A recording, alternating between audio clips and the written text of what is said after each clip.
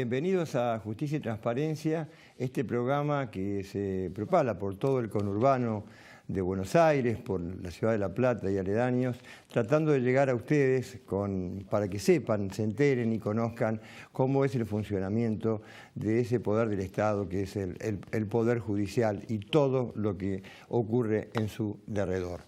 Hoy vamos a estar con el doctor Guillermo Sagués, presidente del Colegio de Abogados de San Isidro, con temas de suma relevancia, uno de ellos la destitución de una jueza de Pilar, en la cual el Colegio de Abogados y el doctor Sagués tuvo una importantísima participación y la relevancia que esto tiene en aras de tener un poder judicial que funcione de acuerdo a las expectativas de la ciudadanía. El reciente congreso que se realizó en el Colegio de Abogados de San Isidro, vinculado con temas de justicia y seguridad, y esto que es el dictado de una ley esperada por muchos de los abogados que nos ven, que nos escuchan, que es la nueva ley de honorarios de la provincia de Buenos Aires. Ahora lo vamos a hablar enseguida con el doctor Guillermo Sagués.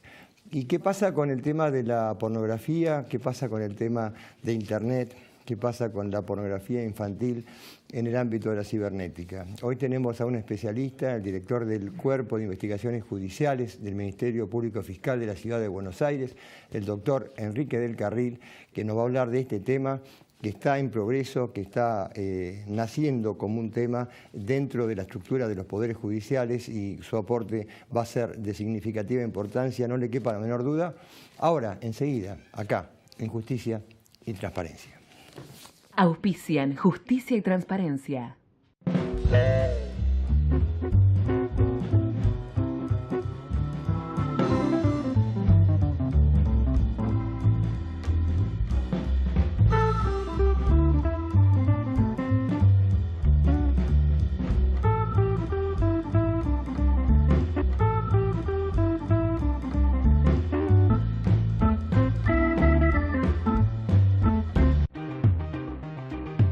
Incorporamos 10 nuevos móviles blindados con GPS y cámaras de seguridad conectados al COM que patrullan las 24 horas.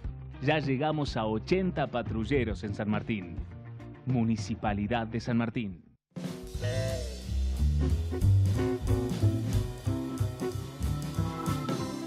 Días pasados se realizó en el Colegio de Abogados de San Isidro unas jornadas de mucha trascendencia, vinculadas con temas que a usted, señora, le importan, como es el funcionamiento de la justicia y su implicación con el tema de la seguridad, o su contracara, que es la inseguridad que tanto preocupa. Les adelanté recién, el doctor Guillermo Sagués, presidente del Colegio de Abogados de San Isidro, nos acompaña para que nos cuente qué pasó, Guillermo. Un gusto tenerte acá en el programa. Igualmente, muy amable. ¿Qué tal la jornada? Gente de mucha relevancia en las áreas de decisiones, ¿verdad? Sí, las jornadas que fueron 10 y 11 de octubre, la semana pasada tuvieron realmente un éxito muy grande, muchísima gente. Y como decís vos, ¿no? Sobre todo la presencia de gente con poder de decisión, con opinión sobre estos temas. Desde los 3 ministros de Justicia involucrados en el área metropolitana y el conurbano. El doctor Garabano, Ferrari. Estuvo el ministro de Justicia de la Nación, Garabano, estuvo el doctor Ferrari, estuvo Ocampo de la ciudad. Después, bueno, el procurador de la provincia, el doctor Contegrán, también el titular del Ministerio Público acá, el doctor Luis Vasco, 3 intendentes del Departamento Judicial de San Isidro, precisamente Pose, Ducoté y Jorge Macri, jueces de la Casación Nacional y de la provincia. En fin, fue Y también funcionarios del área de seguridad específicamente. Y fueron gente del área de seguridad, fue el ministro Ritondo, claro. Es decir... Tuvo Guillermo Montenegro, que ya fue ministro acá en la ciudad, diputado nacional, Marcela Delange, que bueno, la conocemos hace muchos años porque fue jueza de garantías. Y ahora es jueza de Cámara en la ciudad, ¿verdad? Y claro, y creo que tiene a cargo la escuela de la policía de la ciudad, es decir, un plantel de gente muy prestigiosa y relevante respecto a la toma de decisiones sobre estos puntos de contacto que parecen tan obvios entre justicia y seguridad, pero que Que a veces los bordes no quedan tan nítidos, ¿no? No quedan tan nítidos. Y yo abrí la jornada sin ser un especialista ni en seguridad y mucho menos en derecho penal, diciendo que la sensación que me daba es que los argentinos incurrimos siempre en ser grandes diagnosticadores de los problemas. Decimos que nos debemos un debate y después corremos para adelante. Seguimos en deuda. Y seguimos diciendo, no, hoy puse por ejemplo un tema de un excesivo gasto público en la provincia que se está tratando en estos días, salió en los diarios, un horroroso incremento del gasto público político y recordaba a un alto funcionario, ¿no? Hace 2 o 3 años que decía, bueno, es un debate que la política se debe. Y bueno, ¿y cuándo vamos a empezar a debatir? O sea, pareciera esas fórmulas aquellas de decir, bueno, si uno no quiere solucionar un problema, armamos una comisión y listo. Bueno, pero acá como estamos en juego nada menos que la seguridad de las personas, la seguridad física, la seguridad en sus bienes, en los bienes más preciados que tiene el ser humano, y a su vez un poder judicial que según las últimas encuestas tiene bajísimos niveles de aceptación social, bajísimos como nunca en la historia. Es decir, registramos un problema y el colegio como anfitrión, a través del Instituto de Ciencias Penales, con su director, con Diego Barrataveña, que es juez de un tribunal oral nacional, que fue juez en la provincia de San Isidro, impulsaron esta idea que realmente fue muy exitosa porque nosotros realmente sentimos que fue el puntapié inicial de debatir las cosas en serio.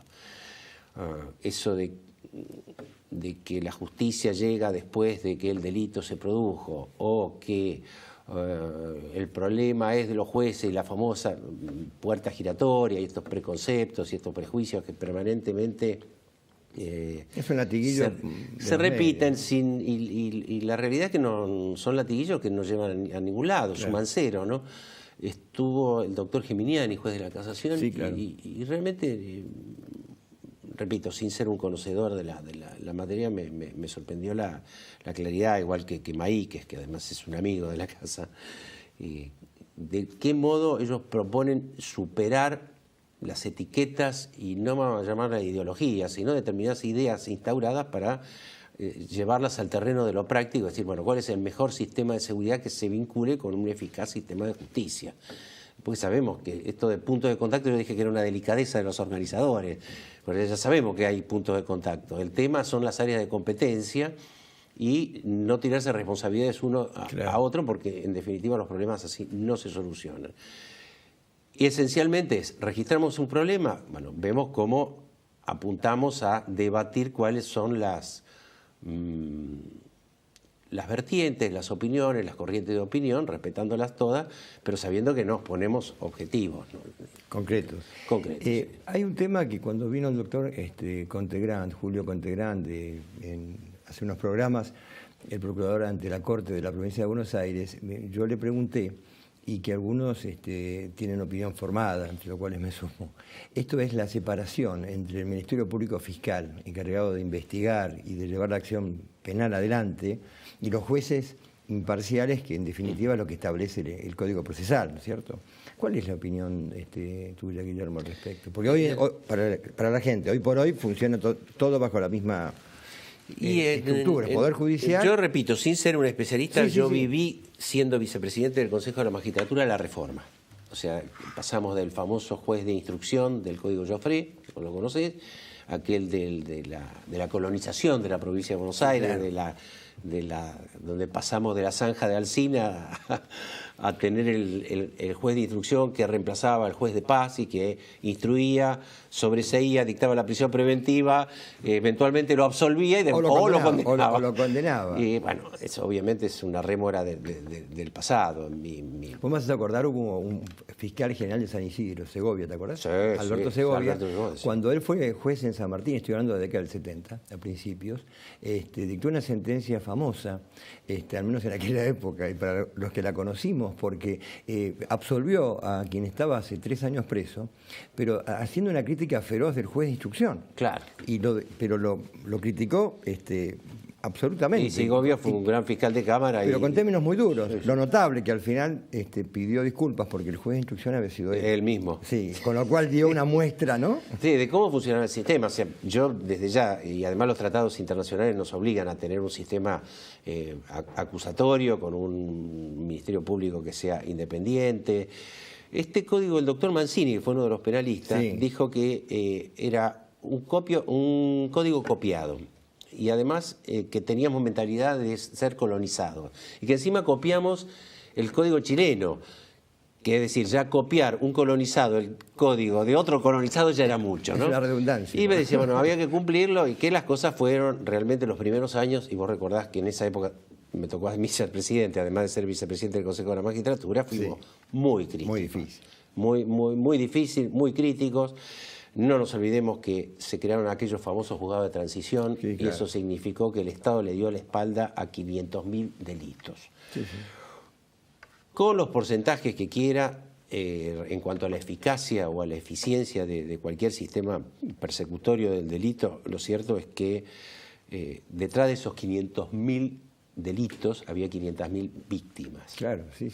Entonces ya partimos realmente muy mal, ¿no? ¿Y cómo, Guillermo, cómo ves vos, qué conclusiones podés sacar de las jornadas como presidente del Colegio de Abogados, ¿no? O sea, porque acá los que disertaron básicamente eran funcionarios públicos, hablaron de políticas del Estado, en su gran mayoría todos jueces y funcionarios públicos. La sensación que me dio es la de todos. ¿Qué conclusiones sacás vos? Lo de que hay un fuerte compromiso por encarar el problema, o sea, de dejar de diagnosticar y encarar soluciones, ¿no? Los números que dio el ministro Ferrari sobre la provincia de Buenos Aires son tremendos en cuanto a el servicio penitenciario. Hay casos extravagantes, como llegó a mencionar, que existen 7.000 agentes femeninas del servicio penitenciario y hay 1.600 internas. Claro. O sea, distorsiones tremendas, distorsiones en cuanto también al sistema judicial, hay que modificar la ley de enjuiciamiento, hay que modificar la ley del Consejo de la Magistratura. En eso estoy trabajando con el papá del doctor del Carril en una comisión especial en el ámbito del Ministerio de Justicia de la provincia.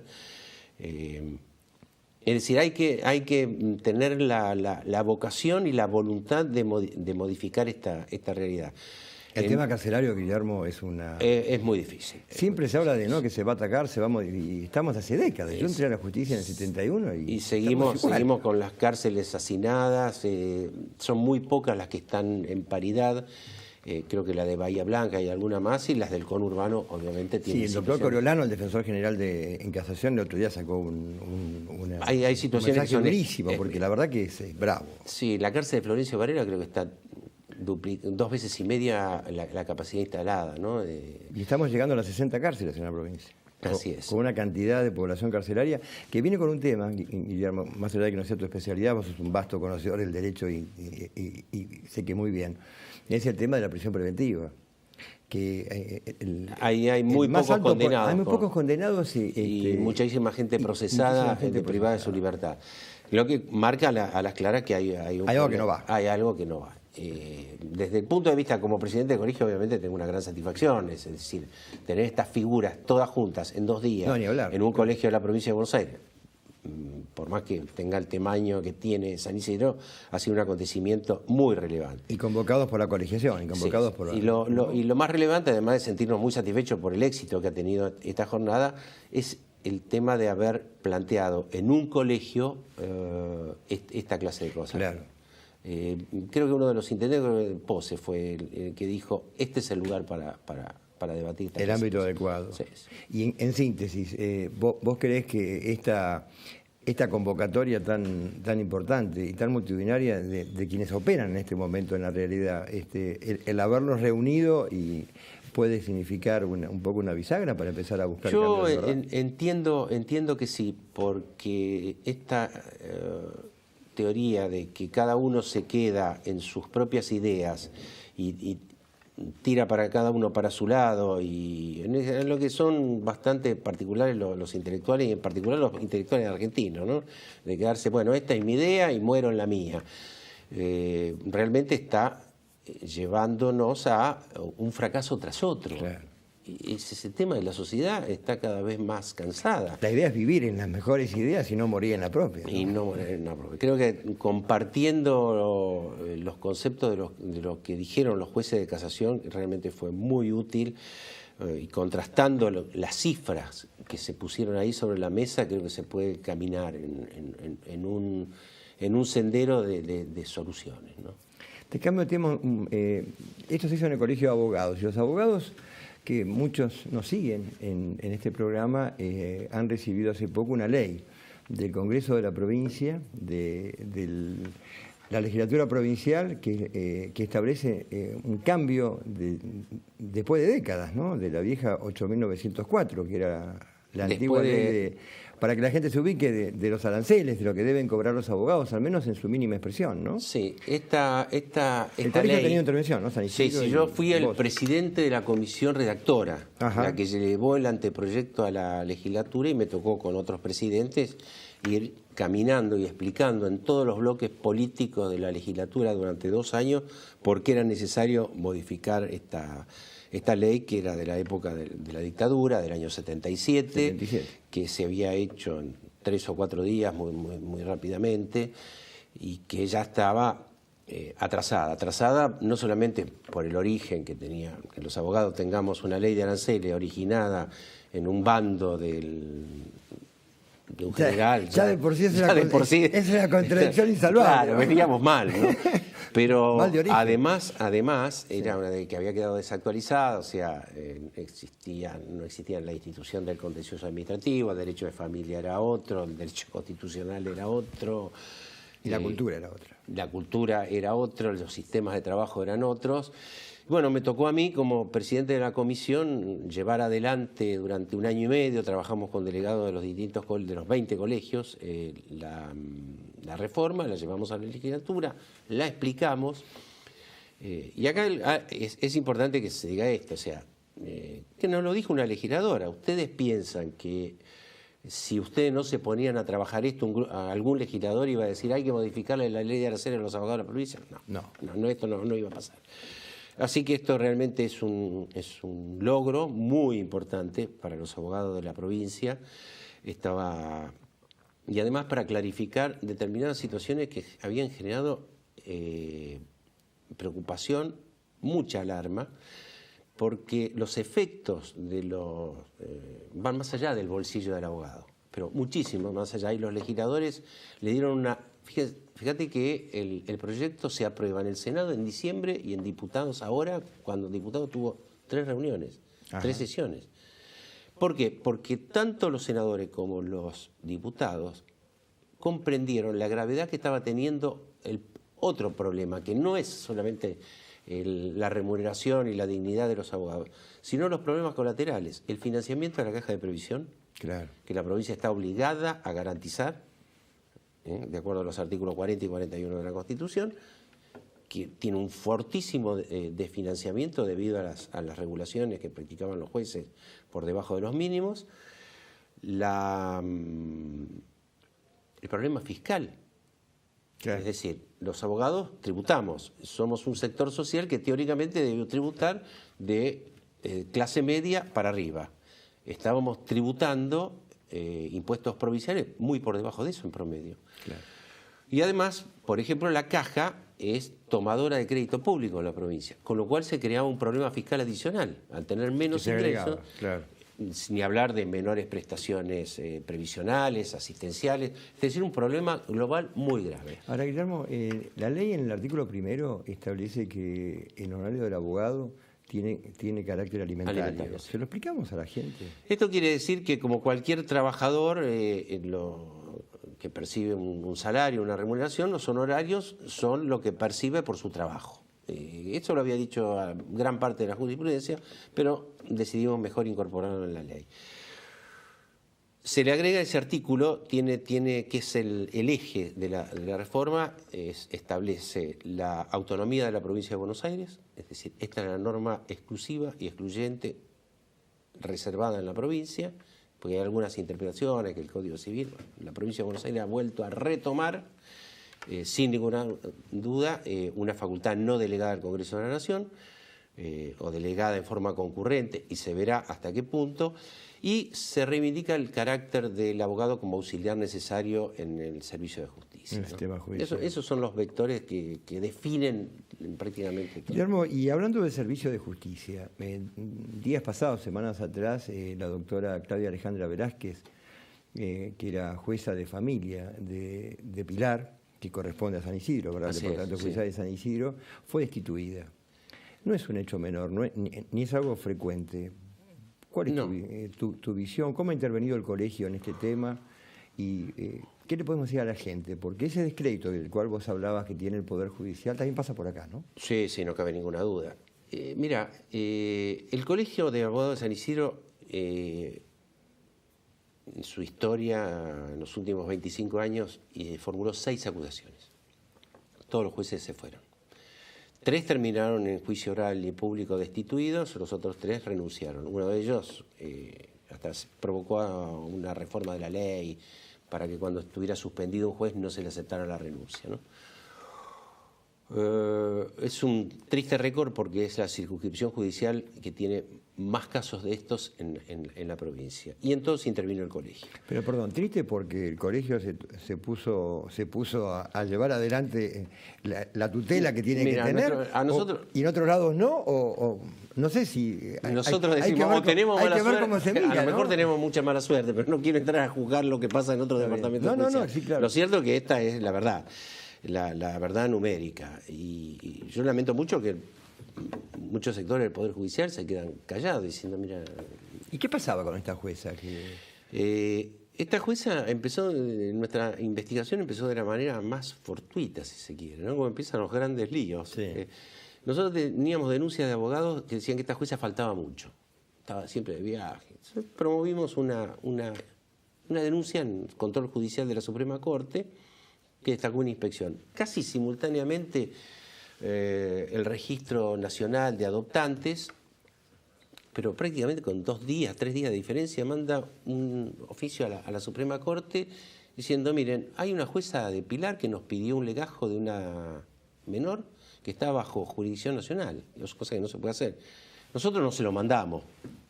Alguna cosa así era la salida. Pero dice, ¿por qué no miran un poquito? Se unieron los 2 expedientes, se destacó una inspección y realmente lo que se encontró fue de una gravedad extrema. Realmente fue... El dictamen de los inspectores tenía 525 páginas. La acusación del colegio, 400 hojas. 25 cuerpos de investigación. Encontraron y encontramos lamentablemente de todo. Adopciones. Adopciones otorgadas en forma irregular, alteración de los registros informáticos, de los registros de prelación de adoptantes, abandono de menores que estaban en estado de abrigo, incumplimiento de normas básicas como hacerse cargo realmente de la jueza de familia, ¿no? de la situación de los menores. Maltrato laboral archiprobado de una manera despótica tratándose al personal, arbitrariedades, sentencias, más de 600 expedientes con sentencias antedatadas o con fecha que no coincidían, o sea, aparecían expedientes con resoluciones firmadas cuando la jueza no estaba en el país, 30 y pico de viajes al exterior en 4 años y medio.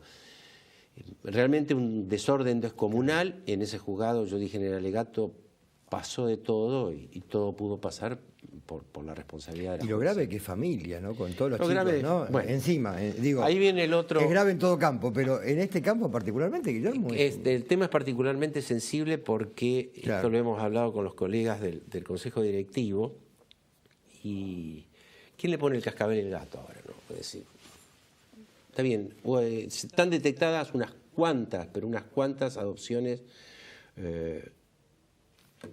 hechas en forma irregular. Hay vinculaciones de hecho o con sentencias en estas condiciones de chicos que llevan 4, 5, 6 años sí, claro, con estos padres. ¿Qué hacemos? Y lo que la razón y un perfil humano aconseja, pero claro, normativamente es difícil de resolver. Nosotros ya tenemos 2 condenas por la Corte Interamericana de Derechos Humanos por no haber, porque la Argentina no respetó el vínculo sanguíneo. Sí, sí, claro. El caso Fornerón es muy particular, porque el padre al día siguiente empezó a buscar a su hija, pero ya tenemos otra en ciernes. Lo cual que genera desde problemas jurídicos de primera magnitud, como es la responsabilidad del Estado Nacional, del Estado argentino, Frente al derecho externo, ¿no? Frente al derecho externo. Estamos obligados a cumplir. Pero esto que decís vos, no es fácil. ¿Qué hacemos con los chicos? Pero la noticia buena es que no ocurra de nuevo con un personaje así. No, lo cierto es que... hacia adelante. Digamos. Hacia adelante. Siempre un jurado, además de un jury que destituye a un juez, es un hecho escandaloso porque se pone en tela de juicio uno de los principios esenciales de la República, que es la inamovilidad de los jueces mientras dura su buena conducta. Se pone en crisis el sistema, lo que es sumamente delicado. Pero perdóname, ese tema lo he escuchado muchas veces, pero lo acabas de decir como cierra la Constitución, mientras dure su buena conducta. Mientras dure su buena conducta. Cuando no hay buena conducta, lo sano para el sistema judicial es que lo expulse. Es que lo expulse. Porque la credibilidad pública nace ahí. Sí, realmente la confianza del pueblo y el prestigio del Poder Judicial se va a acrecentar y va a salir de esta crisis de credibilidad cuando esta clase de cosas dejen de pasar. O por lo menos cuando el sistema expulse a los que no merecen la dignidad de la magistratura republicana. En este caso en particular, como vos decís, comparto totalmente el hecho de que sea una jueza de familia, lo hace particularmente grave. Fíjate vos que no ha sucedido, y no me ha sucedido a mí, ni como juez del Jurado de Enjuiciamiento de la Nación, que me tocó estar del 2003 al 2007, ni como acusador en el colegio, que se hiciera lugar a la totalidad de los cargos y por unanimidad del jurado. Esto no lo habíamos visto. Es decir, generalmente los jurados hacen lugar a 2, a 3, hay disidencias parciales, aunque se alcanza la mayoría para destituir. Pero en este caso el jurado hizo lugar a todos los cargos y por unanimidad, lo que es... Yo creo, Guillermo, que es una buena noticia, que el Colegio de Abogados cumpla con su misión y que haya una respuesta de este tipo por parte del poder político a través de la legislatura para poner las cosas en su lugar. Creo que es lo que esperan todos los ciudadanos. Y el sistema de la provincia de Buenos Aires, que yo lo conozco exhaustivamente, ¿no? La ley actual es mala y creo que hay que modificarla, pero como la Constitución ha sido sabia, es decir, ¿cómo se conforma el jurado en la provincia de Buenos Aires? 5 legisladores con título de abogado. Lo preside el presidente de la Suprema Corte y 5 abogados en condiciones de ser jueces de la Suprema Corte. Es decir, está el cuerpo legislativo, pero con el título de abogado, la cabeza del Poder Judicial y el foro representado por los abogados en condiciones de ser jueces de la Corte. Gracias, Guillermo. No, por favor, gracias a vos como siempre, muy amable. El doctor Guillermo Sagués, y en la continuidad de Justicia y Transparencia seguimos en un momento.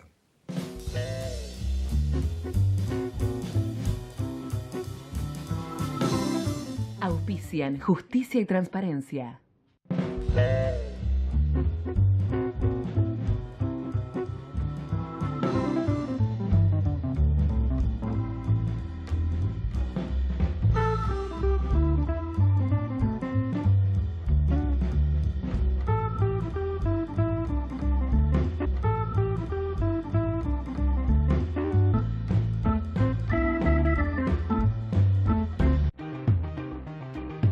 Incorporamos 10 nuevos móviles blindados con GPS y cámaras de seguridad conectados al COM que patrullan las 24 horas.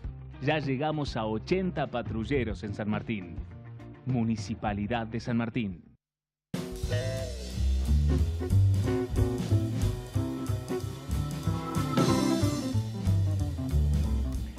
Seguimos en Justicia y Transparencia con un tema que tiene una enorme vigencia, enorme actualidad y yo creo que mucho futuro, lo cual no sé si es bueno o malo, pero al menos futuro desde el punto de vista de cómo desde el Estado confrontar con un tema como es la pornografía infantil cuando se da a través de Internet. Y hemos convocado a un especialista, al doctor Enrique del Carril. Un gusto, Enrique. Muchas gracias por la invitación. ¿Cuál es tu campo de actuación? Ya te he presentado como director del Cuerpo de Investigaciones Judiciales de la Fiscalía, para que la gente entienda claro, de la Ciudad de Buenos Aires. Sí. ¿Cuál es la tarea que ustedes tienen? ¿Qué abarca? El concepto de Cuerpo de Investigaciones es un concepto de policía judicial, es decir, un grupo de investigadores altamente especializados que hagan investigaciones de calle, por decirlo de alguna manera, para la Fiscalía, en este caso para la Fiscalía de la Ciudad. Es un modelo que está muy insertado en los acusatorios puros, ¿no? En los sistemas acusatorios puros. Y bueno, entonces ese es el lugar. Yo soy abogado, funcionario judicial de toda la vida y en su momento el doctor Garabano, el actual ministro, me invitó a dirigir este cuerpo que ahora dirijo. Para integrarlo, ¿hay que ser abogado? No. De hecho, le diría que de la cantidad de gente somos casi 200 personas. Ah, 200. Sí, somos muchos. Hay un porcentaje de abogados muy, muy chico, digamos. En general son criminalistas, sociólogos, antropólogos, informáticos. Es decir, la idea, el concepto mismo es la multidisciplinariedad, ¿no? Para las investigaciones. Es decir, que la investigación en este caso está dado por una estructura compleja, digo compleja en cuanto a la diversidad de campos de conocimiento que interactúan. Claro, exactamente. Multidisciplinario, para decirlo. Exactamente. Nosotros ahí incentivamos y hacemos mucha cosa de eso, de mezclar, hacer equipos concretos para casos que tengan alguien que venga de la informática, alguien que venga de la economía, alguien que venga del derecho, para generar esas dinámicas distintas para poder investigar y llegar a lugares que generalmente no se llega desde una mirada única, ¿no? Desde una sola mirada. Ahora, esto es muy novedoso porque una de las grandes deudas que tiene para mí, creo que vamos a coincidir, la Administración de Justicia, algo hablábamos recién con el doctor Ságuez, es el tema de la falta de una actividad judicial efectiva en el marco de la investigación, de la prevención de los delitos también, ¿no? Porque por lo general históricamente ha sido delegada en fuerzas de seguridad, que están para otras cosas, ¿no? Sí, exacto. Hacen falta, pero no para esto. Y también está ¿Cuál es tu visión, Enrique, de esto? Sí, eso es cierto. La policía, si bien tiene investigación y la debe hacer, es que generalmente su foco tiene que ser la prevención. Y del otro lado también ocurre que incluso en los acusatorios ponen o instalan esa idea que el fiscal investiga, y en realidad en un acusatorio el fiscal no investiga. El fiscal litiga, entonces necesita esa pata de alguien que investigue para él, le lleve el caso. El fiscal es el que valora y dice esto sí, esto no, esto me sirve para el juicio, esto no me sirve para el juicio. Entonces ir generando esa dinámica. Es cierto y poco eficiente que el fiscal investigue, porque no son muchos casos, ¿no? Claro, y aparte hay que tener disponibilidad de medios, recursos y capacidad operativa para estar. O sea, sí, exactamente. El fiscal por general está en la fiscalía o en tribunales, claro, sino son frentes distintos. No, lo digo porque en la reforma que hubo en la provincia de Buenos Aires en el 98, se habló de los instructores judiciales, ¿no? Para que la gente entienda, dentro de la fiscalía hay gente que está dirigida a salir a la calle, tomar nota, ver qué pasó, ir al lugar donde hubo un homicidio, en fin, etcétera, etcétera. Sí. Sin embargo, esto no ha ocurrido y ha vuelto toda la actividad de la policía. Sí, ¿Cómo está la ciudad con esto? En la ciudad, acá hay una diferencia. Los instructores judiciales que tenían esa buena idea, digamos, lo que ocurrió la idea es muy buena. Sí, claro. Lo que ocurrió es que como estaban insertados en las fiscalías, terminaron siendo funcionarios de la fiscalía, de a poco el mismo sistema los fue llevando. La idea del cuerpo de investigación es un órgano separado, que integra la fiscalía, pero separado. De hecho, yo tengo rango de fiscal, estoy como de alguna manera un par de los fiscales, y la estructura de investigación depende de mí y nosotros coordinamos con los fiscales caso a caso, ¿no? Entonces eso permitió mantener esa organización. O sea que, a ver si lo puedo sintetizar para que entendamos todos. Ustedes, en definitiva, lo que están haciendo es reciben o intervienen a pedido de distintas fiscalías, de distintos fiscales, intervienen en la investigación concreta y operativa y con trabajo de campo, yendo al lugar y en fin, con lo que haya que hacer, y esa información la colectan y se la dan al fiscal que está a cargo de cada tema. Exactamente, sacando así todas las luces hollywoodenses, vendría a ser como una especie de CSI, digamos, ¿no? Claro. Vamos al lugar del hecho, tenemos los laboratorios, dependen de la fiscalía y todo eso. Y hoy estamos pensando y enfocando un poco del tema que estábamos hablando en la investigación hoy tiene que ser tecnológica. Es decir, no solo de delitos informáticos o delitos tecnológicos, sino toda investigación tiene que tener una impronta tecnológica. Ya tenemos que terminar con esa cosa de el policía que se choca con el cargamento de drogas, se tropieza con el muerto, es decir, que en la prevención se encuentra con estas cosas. No lo digo en tono de crítica, sino en tono de la dinámica policial. Hay que, para investigar organizaciones delictivas, hay que pensarlas desde otro lugar, no desde lo episódico de lo que ocurre, sino de hacer. No, aparte, Enrique, es una paradoja que con el avance tecnológico que tenemos, que cada día nos va superando. Ahora vamos a ir a eso, pero recién hablábamos antes de cámara que el correo electrónico ya parece ser ya es cosa del pasado. Es decir, estamos con una dinámica tremenda, ¿no? Exactamente. Hoy una investigación que no empieza en Internet, cualquier investigación de cualquier cosa no tiene futuro. Y sin embargo todavía en ciertos campos o ciertos delitos o ciertos hechos delictivos se investigan como hace 30 años. Y ahí hay un contrasentido que tiene que ser superado rápidamente. Sí, rápidamente. Eso es un poco de prácticas que se instalaron en el tiempo y a veces un miedo a lo desconocido, ¿no? Porque la tecnología, especialmente los que tenemos unos años, es una cosa nueva y no somos informáticos nativos, así que nos cuesta un poco. Pero eso revitaliza, digo, ¿no? Sí, totalmente. Ahora, ustedes con diferentes fiscales, pero digamos, ¿cualquier tipo de delitos Sí, ahí... ¿O está delimitado al campo informático? No, cualquier tipo de delitos. ¿Por qué no nos contás un poquito? Es muy interesante esto. La ciudad tiene un paquete de delitos que se fueron transfiriendo, entre ellos está toda la ley de delitos informáticos, con lo cual esa es una impronta nuestra muy fuerte, pero el SIG, esa es la sigla con que nos reconocemos. ¿El SIG qué es? Cuerpo de Investigaciones Judiciales, el SIG es como nos reconocemos, trabaja en esos casos, pero también trabaja en colaboraciones con provincias, incluso con otros países, digamos. Entonces, investigamos cualquier tipo de delito, desde temas de droga, homicidios, y delitos informáticos en todas sus formas también, ¿no?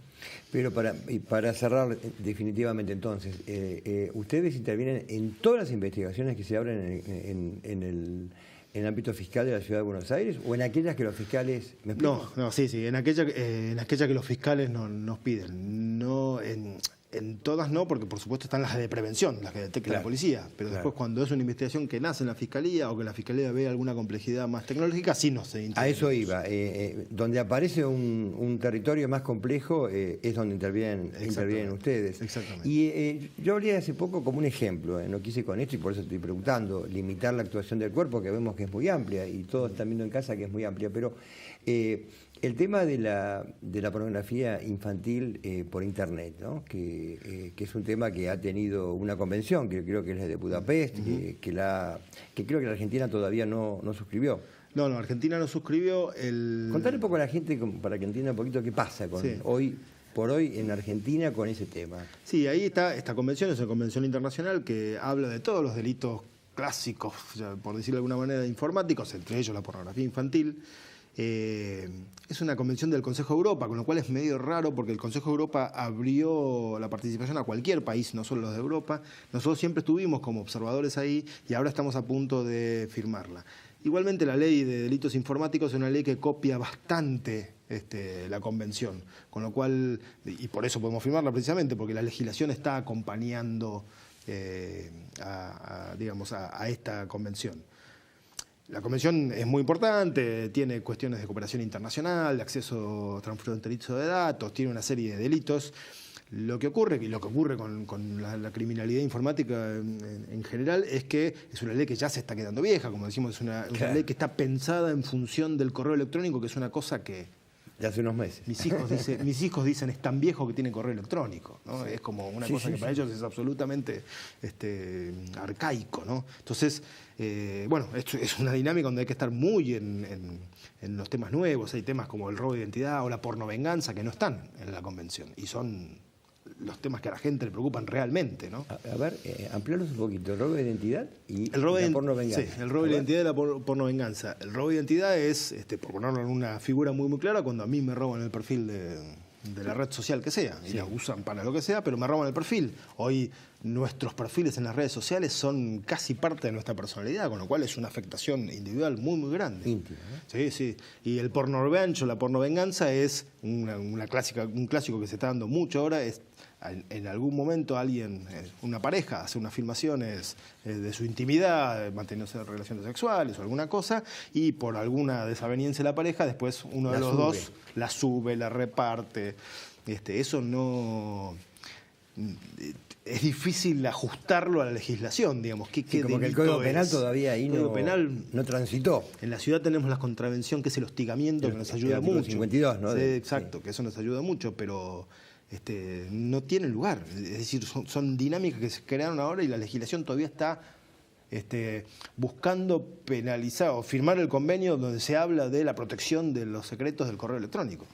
Hay como una distancia, una velocidad más que una distancia, ¿no? Ahora, Enrique, visto desde otro punto, ¿no? De vista, también es cierto, por un tema que dijiste recién, que es auténtico, ¿no? El perfil nuestro hoy es el perfil que está subido a Internet y que anda por ahí navegando en la nube, pero ¿qué pasa cuando hay empresas que se apoderan de nuestra imagen, de nuestro perfil, y lo distribuyen para que nos empiecen a llegar propuestas de cosas que uno ha navegado, ha preguntado y empiezan a llegar, ¿no? ¿Hay legislación sobre este tema? Ese también es un gran problema, es parte de lo mismo, digamos. Yo soy profesor de temas de derecho informático y me gustan todas esas cosas. Es decir, es un universo que no está acabadamente legislado. Hay algunas cosas, en la Argentina tenemos, de anonimización de datos para repartirlos. Es cierto que nosotros, como usuarios, también buscamos en algún punto tener ese servicio personalizado, ¿no? Especialmente el informático nativo, el que vive en las redes, espera una respuesta personalizada, no ya propaganda general, sino uno a uno. Sí. Con lo cual hay esa tensión. Hay una tensión. Ellos usan técnicas para ir perfilando, que curiosamente, o no curiosamente, pero son las mismas técnicas que nosotros usamos para investigar. Ajá. Son lo que llaman la inteligencia de fuentes abiertas. Nosotros, para investigar personas en la red y ver quiénes son en realidad, usamos esas mismas técnicas para ir perfilando, ¿no? Lo que antes hubiera llevado horas hombre y seguimientos, claro. ¿no? Sí, claro. Como las viejas películas, ya digo viejas, ¿no?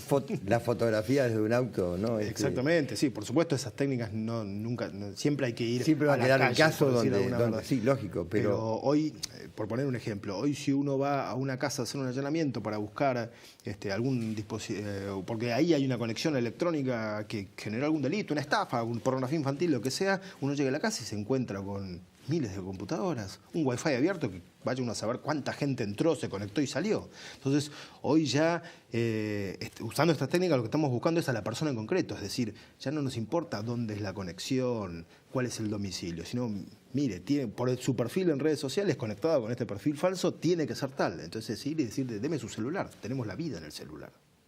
Ahí está todo, ¿no? Entonces, hoy el celular se ha convertido en el centro de nuestra existencia. Exactamente, es el centro de nuestra existencia. No sé si es bueno o malo, ¿no? Y qué sé yo, es como decir si es bueno o malo el clima. Sí, claro. Es y tenemos que tomarlo como viene. Ahora, lo que también se ha derribado es un poco el tema de las fronteras, ¿no? Y también esto tiene que ver, y acaba la pregunta, con este breve problema menos, vinculado con la soberanía. Si cuando un Estado investiga a través de sus funcionarios a un ciudadano por cometer un delito, la idea es que lo haga el propio Estado con sus funcionarios. Pero ¿qué pasa cuando una investigación empieza, no sé, en Europa, como vos decías recién, o en Estados Unidos, o en Centroamérica, o en África, y de golpe llega acá conocimiento de un fiscal, pero de una investigación policial, prevención policial, que se hizo, digamos, quiero ser claro, sin control desde el punto de vista de la aplicación de la ley local, ¿no? de la ley argentina. La gente por ahí no entendió. Lo que quiero preguntar es qué pasa cuando la información que se recibe por parte del Ministerio Público Fiscal, en este caso de la ciudad, porque es tu campo, viene de una investigación hecha por policías extranjeras donde han aparecido una IP o una computadora de un ciudadano argentino en Buenos Aires, por ejemplo, o en Córdoba. ¿Qué pasa? Sí, eso también es un... ¿Hay legislación de eso hoy? La Convención de Budapest tiene algunas respuestas a eso. Me parece que son unas respuestas muy tradicionales, muy típicas de la asistencia internacional en general. Habría que reconfigurar algunas cosas. ¿Y cuál sería tu visión? La verdad es que realmente esto que se llama la sociedad de información va a reconfigurar todo el derecho. Y porque no es solo el problema de una investigación en otro país que viene a esta. Quizás es información que tiene una empresa privada de otro país que para pedirme o darme esa información utiliza los estándares de la legislación según él entiende de su país. Y les pongo un ejemplo muy concreto. A ver.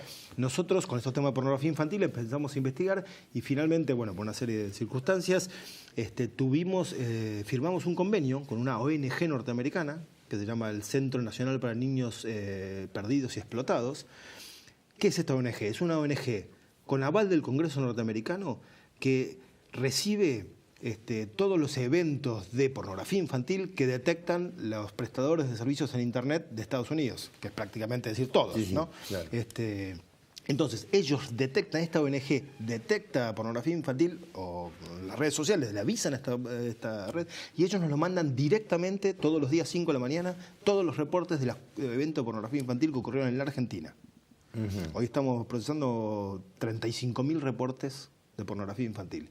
¿Cómo vienen? Vienen de una empresa privada que le entrega a una ONG y que viene por una VPN, una red virtual privada, directamente al Cuerpo de Investigaciones Judiciales. No hay intervención estatal, hay algo transfronterizo y sí, en algún punto sí o no. Es un mundo inmaterial, digamos, ¿no? A eso iba, ¿no? Sí. Por eso decía de las fronteras, pero sobre el punto habría que legislar en Argentina. Porque de hecho la convención no está aunque sea antigua, pero es lo que hay. Sí. No está todavía ratificada. No está ratificada. Tiene algunas herramientas, como dije, de cooperación internacional que ayudan. Ahí hay como una tensión de dónde está la información. Pongamos una red social paradigmática que es Facebook. Facebook, ¿dónde tiene la información? Y no sé, porque tiene una parte en California, en Palo Alto, y otra parte en Dublín, en Irlanda. Y puede ser el mismo perfil que esté en las dos partes al mismo tiempo, o partido. No tiene una explicación física esto. Con lo cual, hoy se tiende al principio de lo que se llama el acceso a la información, la posibilidad de acceder a la información. De donde yo puedo acceder, ahí está, por decir de alguna manera, ¿no? Y el tema de la pornografía infantil, que ha tenido lamentablemente un auge muy grande, ¿es investigable positivamente? Digo, con cursos positivos para determinar responsabilidades. Sí, la verdad que hay el esfuerzo que se hizo con este tema, que no es un esfuerzo nuestro, no que me estoy dando méritos a nosotros, a partir de esta firma y esta cantidad de casos, 35.000 casos, firmamos un convenio con el Consejo de Procuradores y en cada provincia hay un representante. La provincia de Buenos Aires tiene más por una cuestión de dimensiones. Claro, hay un representante de una red que se llama la Red 24/7 para estos casos de pornografía infantil. Entonces el SIG recibe la información, la procesa, ve de qué provincia es y se lo pasa directamente, sin incompetencias, sin cuestiones, sino directamente le pasa la información al fiscal que sea. Con lo cual, desde que ocurre el hecho, estamos hablando de alguien que filma pornografía infantil y lo pasa por una red. ¿Que filma o que filma y lo sube? Que filma y lo sube. Para entenderlo. Sí. Desde ese momento hasta que llega el fiscal de Tierra del Fuego pasan horas. Horas, directamente. Y para redondear esta idea, ¿qué pasa cuando hay un ciudadano que baja pornografía, pero que en realidad la quiere para él solo, para que la gente entienda? No quiere compartirla, no quiere pasarla, pero por ahí lo hace a través de un sistema, no sé si siguen corriendo, como era en Bule, esos que uno toma y al mismo tiempo abre la carpeta para otros, ¿no? Sí, esa sí comparte, está compartiendo por necesidad. Eso está compartiendo, pero bueno, por ahí el que baja en realidad quiere bajar, pero... Sí, ahí estamos ahora estamos en una discusión con ese tema porque en lo que hace a pornografía infantil, el artículo 128 prevé solo la tenencia, prevé la distribución, la comercialización, todo. Pero le aclaramos a la gente, el artículo 128 del Código Penal, ya lo prevé, ¿no? La distribución... Lo reformó la Ley de Delitos Informáticos y puso esto. Entonces, prevé la tenencia con fines inequívocos de comercialización o para compartir, digamos. Y la semana pasada se estaba tratando en el Congreso, en senadores estaba, si no recuerdo mal, penalizar la simple tenencia. Esto fue un reclamo nuestro, la Fiscalía de la Ciudad fue uno de los que impulsó esto, porque nos encontramos con grandes problemas que encontrábamos en un allanamiento por cuestiones de pornografía infantil. Por ahí gente con miles de millones de imágenes clasificadas, todas de pornografía infantil de la más terrible que uno puede imaginar, pero no encontraba el canal por donde había sido compartida. Entonces, claro, se encontraba con un lugar donde no había delito, donde teníamos que... Claro. Entonces, bueno, esa es la discusión. Nosotros asumimos con todos los problemas teóricos que tienen los delitos de simple tenencia. Pensamos que acá el valor primordial es el interés superior del niño. Obviamente, claro. Entonces que... Porque en definitiva, Enrique, para ir redondeando, porque esto es televisión y te vamos a convocar y espero que vengas, porque la verdad que es amplísimo. Sí, por supuesto. Sí. Pero puntualmente, en un minuto que nos queda, el hecho de consumir pornografía infantil retroalimenta el sistema, ¿no? Por supuesto, claro, retroalimenta el sistema, y esto es como una cosa terrible, pero hay hasta viralizaciones de pornografía infantil, muchas comillas, modelos de pornografía infantil que se buscan en este universo de la pedofilia, que si alguien tiene la de tal, ¿no? Es como un submundo que nosotros desgraciadamente convivimos todos los días, terrible, ¿no? Entonces es muy grave, digamos, y eso por supuesto genera industria, alguien tiene que producir para esto, ¿no? Bueno, que esa industria encuentre en ustedes lo que está encontrando, ¿no? Un duro escollo. Ojalá, sí. Muchas gracias por haber venido. Muchas gracias. Enrique del Carril, un fiscal a cargo de las investigaciones vinculadas con estas áreas tecnológicas que cada vez más tenemos que enfrentar como sociedad. Seguimos en un instante en Justicia y Transparencia.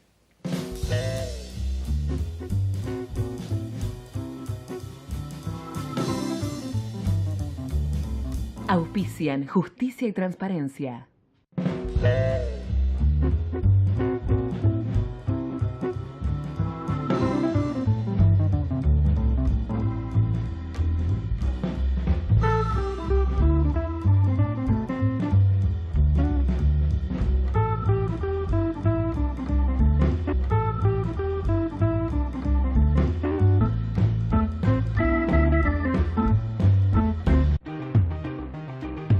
Incorporamos 10 nuevos móviles blindados con GPS y cámaras de seguridad conectados al COM que patrullan las 24 horas.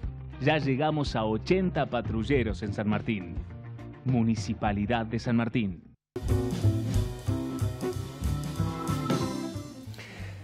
Termina así otro programa de Justicia y Transparencia donde hemos hablado de estos temas que a ustedes les interesan, ¿no? El tema de seguridad, el tema del Poder Judicial, el tema de una jueza que fue juzgada en el sistema político y ha dejado de serlo, lo cual yo entiendo que es sano cuando esto ocurre, cuando se encuentran este tipo de déficits que deben ser rápidamente resueltos para que ustedes tengan confianza en un poder que es central, es uno de los 3 poderes que hacen a la República. Y hablando de República, en los próximos días, falta muy poco, va a haber elecciones en nuestro país y este programa que trata siempre, se vincula con el derecho y el derecho es la Constitución. Qué importante es el voto ciudadano, qué importante es lo que cada uno de ustedes piense. Vote a quien vote, lo importante es que sea producto de una reflexión, no de lo que nos dicen, como decimos siempre, sino del convencimiento propio a través del análisis que uno mismo hace en el ejercicio de la libertad. Porque sabe que sin libertad no hay república, no hay derecho, no hay justicia. Hasta el próximo programa.